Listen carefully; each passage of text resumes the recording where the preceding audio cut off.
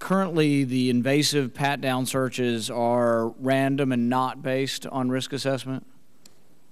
No, actually, they are based on intelligence that we know specifically from Christmas Day Abdul Muttalib and the way he concealed that device. There are some random pat-downs, if that's what you're referring to, but it is based on the intelligence. Right. So I guess this little girl would be part of the random pat-down. This is the little girl that from Bowling Green, Kentucky, one of my constituents. They're still quite unhappy with you guys, as well as myself and a lot of other of America that thinks you've gone overboard and you're missing the boat on terrorism because you're doing these invasive searches on 6-year-old girls. The same week, thank you, the same week that this happened, I got a call from another neighbor of mine in Bowling Green. The little boy had a broken foot and crutches. They didn't want to go through all the screenings. They took the crutches off and the cast, and he wanted to hobble through on his broken foot, and his dad was helping him. TSA said, back away, back away. Then he had to go through the special search because he had previously had a cast on, even though the cast went through the belt. When the dad comes close, they say, back away, back away. If you don't back away, you won't fly. This kind of gets back to this whole idea of, what are we willing to do? What are we willing to give up as a country? In your interview with ABC News, you said, I see flying as a privilege. Well, there are those of us who see it otherwise, the Supreme Court included. In Saenz versus Roe in 1999, says that although the word travel is not found in the text of the Constitution, yet the constitutional right to travel from state to another is firmly embedded in our jurisprudence. Justice Stewart went on to say in Shapiro versus Thompson that the right to travel is so important that it is assertable against private interference as well as governmental action, a virtually unconditional personal right guaranteed by the Constitution to us all.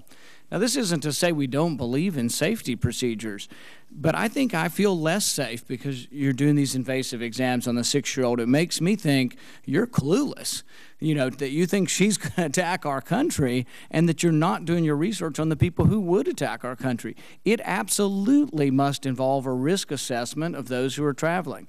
And the fact that she's being patted down, and I don't feel comfortable really with your response that we're no longer doing, we may be doing some risk assessment, we're still doing random pat-downs. I think you ought to get rid of the random pat-downs. The American public is unhappy with them. They're unhappy with the invasiveness of them. The internet's full of jokes about the invasiveness of your pat-down searches.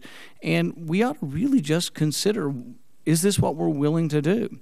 The other thing is that while we're doing that, there's examples where we've had letdowns. When Faisal Shahzad got on the plane, the alleged Times Square bomber, he was on the watch list. Everybody said, oh, it was the airline that let us down. Well, he had to go through TSA screening.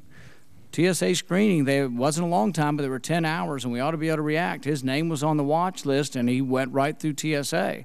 I mean, is the TSA looking at flight manifest? Are you doing background research of people getting off and on planes? Are we targeting who we're looking at that might attack us? I really get the idea that because our approach is so politically correct that it has to be so universal, 6-year-olds and 90-year-olds and people in wheelchairs.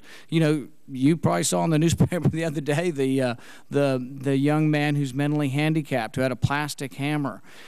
Because you're telling people to fit this in a box and do this, tell your agents to do this, they took away something the boy had had for 29 years. And if you've ever dealt with a child with autism, there are certain things that comfort them and keep them calm. And to do that is just, it just shows that no one's thinking. They're given this rote automaton message to crack down, pat people down, do this, and that if we're not thinking about catching terrorists, it should be about police work. Most of these people have, police work would catch them. The hijackers who came here were overstaying their welcome. They were on student visas, but they weren't going to school. We need to be doing better police work and less of the universal giving up of our freedom to live our life the way we'd like to live our life. But I'd like you to comment a little bit about the right to travel as a privilege, and then a little bit about the idea of the universality of insult that we're being given versus targeting this towards people who might attack us. Thank you. Well, thank you, Senator. You've raised a number of important issues. Let me try to take them in order. In terms of the pat down of the 6-year-old, that, of course, is something that that is done based on intelligence that is gathered from around the world, not as to a specific individual. But if there is an anomaly detected or for some reason the resolution can't be done other than through a pat-down, that's what's done. Unfortunately, we know that terrorists have used children under 10 or under 12 years old as suicide bombers in other locations, not in aviation, but there's been 2 10-year-olds used. We also know the 2 grandparents, one grandmother, one grandfather, 64 years old in both situations, have been used as, or they have chosen to be suicide bombers. So it is informed by the intelligence. I agree with you. We need to be smarter in how we go about doing things. We need to use some more common sense. When TSA was stood up nearly 10 years ago, it was given a mission, don't let this happen again. And the men and women of TSA have taken that very seriously.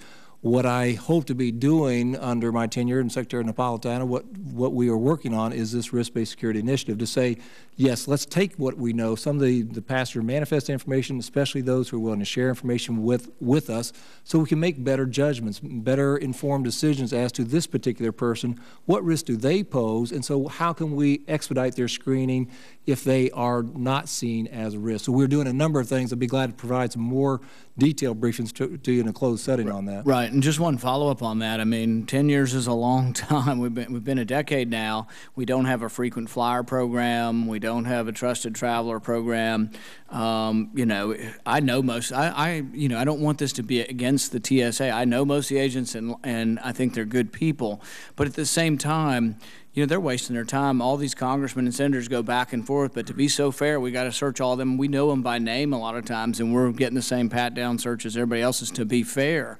But so are the frequent travelers. My brother-in-law's on 2 or 3 planes a week. He's an Air Force grad. He's, you know, unlikely, really. He's not a terrorist, okay? And so we're wasting time on all these people. But I really think, as far as the privacy issue, let a private company and encourage a private company. There were beginnings of this. Well, let's turn it over. Let's have a frequent flyer program that you can voluntarily participate in. But let's get it done. Thank you. Thanks, Senator Paul. I want to just clarify about the 6-year-old, because once you make the assumption based on the evidence that children have